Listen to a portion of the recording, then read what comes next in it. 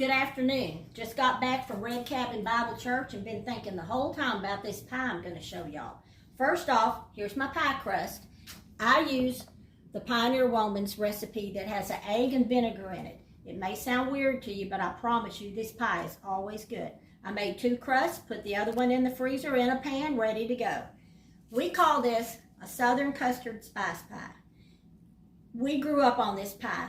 My grandmother's mother-in-law taught her how to make this so she'd make sure that her son got this pie, and everyone in our family loves it. I have 4 eggs in here, 4 of our good yellow eggs. I'm going to put, this is how it came to me, 1/3 of a stick of butter, and you chop it up real good in little pieces. It has, actually it called for oleo, which we don't call it oleo anymore. Here's 3/4 cup of sugar.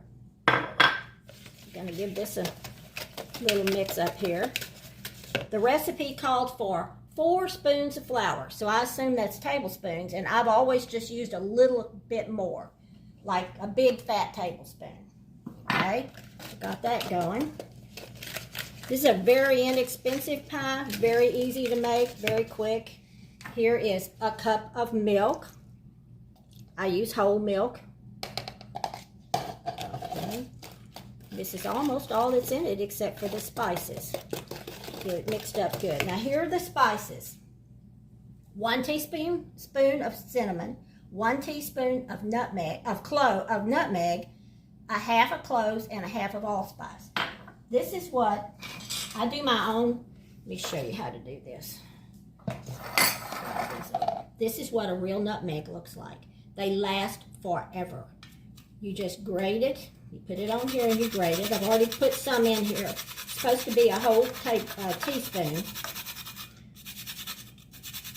When you're through with this, you just put it back in your jar with the rest of them and pull it out when you need it. And it is so fresh and so refreshing.